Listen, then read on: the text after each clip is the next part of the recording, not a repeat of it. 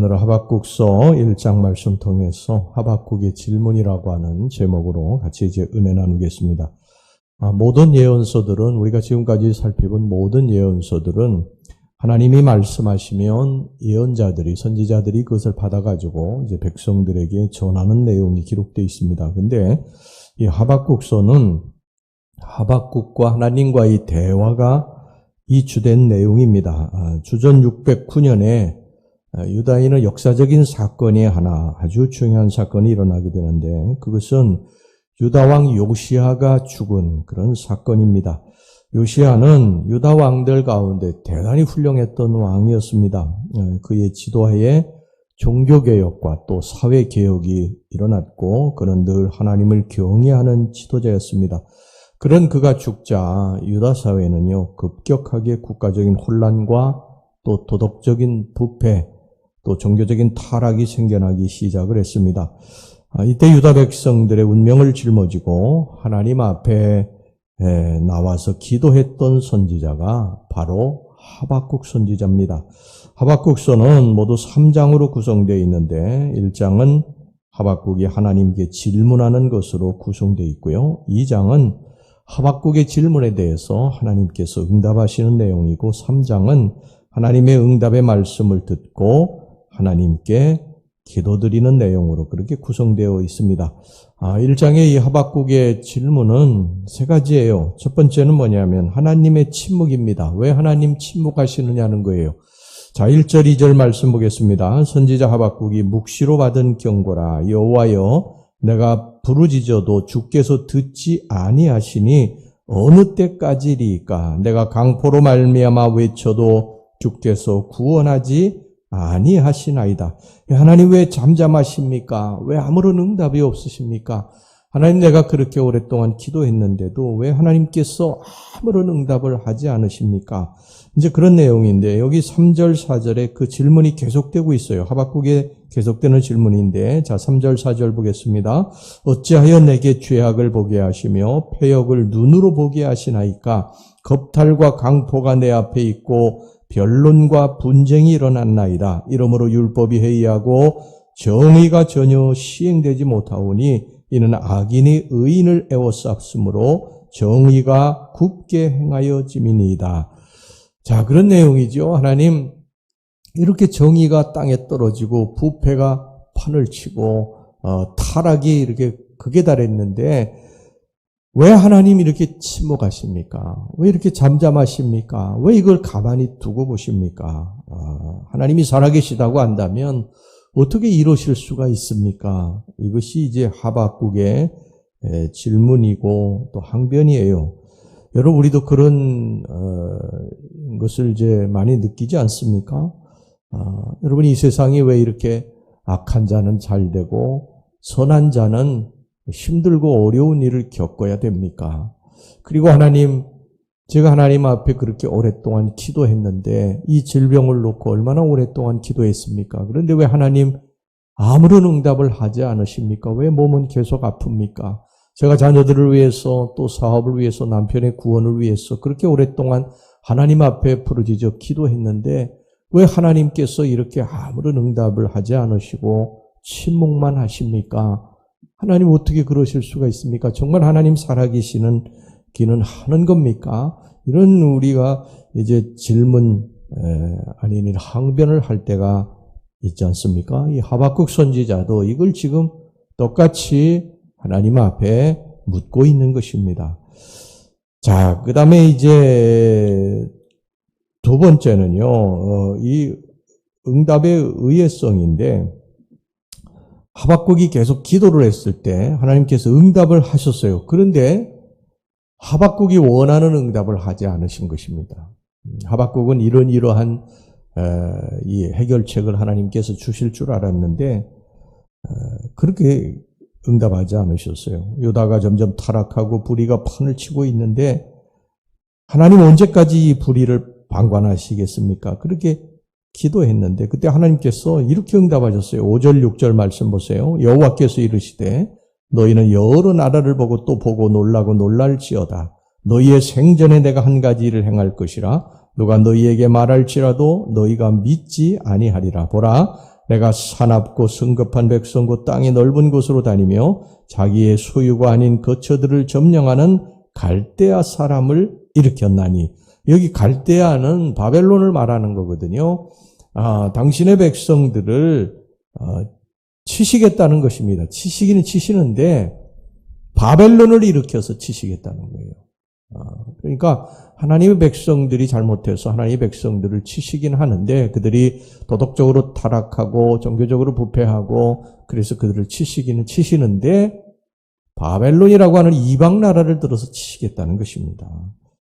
그래서 이제 하박국이 또 하나님 앞에 따지듯이 항변하는 거예요. 왜 하나님 그렇게 역사하십니까? 하필이면 다른 방법도 많을 텐데 이방 나라를 들어서 왜 당신의 백성들을 치십니까? 꼭 그렇게 역사하셔야 되겠습니까? 여러분, 우리에게도 하나님의 엉뚱하게 응답하실 때가 있죠. 내가 원하는 것에 대한 응답이 아니고 하나님이 다른 응답을 하실 때가 있어요. 내가 이것을 원하는데 하나님 다른 것을 주십니다. 오랫동안 기도한 것에 대해서. 그때는 우리가 그것에 대해서 참 답답하고 왜 하나님이 하필 이렇게 응답하십니까? 내가 원하는 대로 응답하지 않으시고 왜 이렇게 응답하시지요? 그러면서 이제 하박국 선지자처럼 그렇게 하나님 앞에 따지듯이 질문도 합니다. 자, 그 다음에 이제 세 번째가 뭐냐면요. 섭리 방법의 의외성입니다. 자, 13절 말씀 보겠습니다. 주께서는 눈이 정결하심으로 악을 참아보지 못하시며 패역을 참아보지 못하시거늘 어찌하여 거짓된 자들을 방관하시며 악인이 자기보다 의로운 사람을 삼키는데도 잠잠하시나이까. 쉽게 설명하면 그런 거예요. 하나님, 우리가 악하다는 거 잘못했다는 거 인정합니다. 그러나 저 바벨론 사람들은 우리보다 더 악하지 않습니까? 왜 하필이면 우리보다 더 악한 사람들을 들어서 우리를 치십니까? 그런 말이죠. 그러니까 하나님 믿는 백성들이 하나님 없이 살아가는 사람들에게 사업을 빼앗길 때가 있지 않습니까? 우리는 그럴 때 소리치죠. 하나님, 내가 잘못한 건 인정하지만 나보다 훨씬 더 잘못하고 살아가는 사람들이 어떻게 제 사업체를 뺏어갈 수 있습니까? 어떻게 하나님 저들을 사용하십니까? 어떻게 저들은 저렇게 잘되게 하십니까? 나는 그래도 하나님 앞에 그렇게 예배드리고 기도하고 오래 신앙생활하고 하나님 앞에 매달리고 사는데 내가 이렇게 힘들고 어려운데 저 세상 사람들, 잘 안 믿는 사람들, 또 신앙이 시원치 않은 사람들은 왜 이렇게 잘되고 왜 이렇게 형통하고 모든 일들이 그럽니까? 이건 너무 불공평하지 않습니까? 이제 여기 이런 질문을 이제 하박국 선지자가 하는 거예요. 1장에서 이제 그런 질문을 하나님 앞에 던지고요. 뭐 질문이라기보다는 항변이죠. 하나님 앞에 따지는 것입니다. 우리도 사실 가만히 보면요. 하나님 앞에 따지지 않습니까? 왜 하나님은 그렇게 하셨습니까? 그러면서 하나님 원망도 하고 그러지 않아요.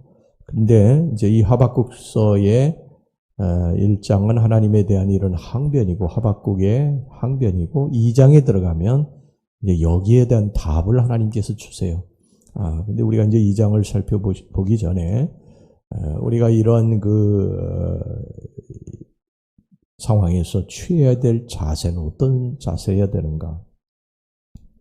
이거 좀 살펴보고 이제 내일 2장을 좀 살펴보도록 그렇게 하겠습니다. 우리가 하나님께로부터 이런 답을 받기 전에 취해야 될 자세는 원망하지 말아야 된다. 우리는 지금 하나님 앞에서 하나님의 어떤 답을 주시기 전에 응답을 주시기 전에 원망하지 말아야 된다. 그것은 하나님을 믿어야지 됩니다. 그 믿어야지 가능한 거예요. 지금 당장은 하나님의 뜻과 계획, 하나님이 응답하시는 것에 대해서 이해도 안 되고 그렇지만 그래도 우리를 사랑하시는 하나님을 믿어야 된다. 하나님의 생각과 하나님의 계획을 믿어야 된다. 하나님의 생각과 하나님의 계획은 내 생각보다 높고 크다는 것을 믿어야 된다. 이것을 믿어야 원망하지 않게 되고 나중에 하나님의 뜻을 알게 되는 것입니다. 이사야서 55장 8절 9절에 뭐라고 그랬습니까? 여호와의 말씀에 내 생각은 너희 생각과 다르며 내 길은 너희 길과 달라서 하늘이 땅보다 높음 같이 내 길은 너희 길보다 높으며 내 생각은 너희 생각보다 높으니라. 우리는 지금 하나님의 계획을 잘 몰라요. 하나님의 뜻도 잘 모릅니다. 우리는 당장 눈앞의 것만 보고 내가 원하는 것이 이루어지면 좋다, 축복받았다 그러지만 어떻게 될지 몰라요. 우리는 먼 미래를 내다보지 못해요. 근데 하나님은 우리의 먼 미래를 내다봅니다. 우리의 삶에 어느 길이 가장 좋은 길인지 하나님만이 아세요. 그래서 하나님이 이끌어 가시는 길이 가장 좋은 길인 것을 여러분 믿으셔야 됩니다. 그래야 원망하지 않게 되는 거예요. 지금 당장 내게 이루어지는 일이 내가 마음에 들지 않고 힘이 들고 어려워도 그저 하나님을 믿는 거예요. 하나님 믿는 것입니다. 요셉이 여러분 노예로 팔려간 게 좋았겠어요? 모함을 받고 감옥에 들어간 게 좋았겠습니까? 그런데 이게 나중에 보니까 하나님의 계획하심 아니에요. 하나님의 섭리하심 아닙니까? 우리 앞에 지금 당장 일어나는 일들이 우리에겐 정말 답답하고 힘들고 노예로 끌려가는 것처럼 고통스럽고 감옥에 들어가는 것처럼 답답하지만 그러나 나중에 보니까 이게 합력해 선을 이루더라. 이것을 믿고 하나님을 원망하지 말아야 됩니다. 이게 우리들이 이 하박국서 답을 이제 2장에 받기 전에 취해야 될 자세인 줄로 믿습니다. 할렐루야. 네, 기도합시다.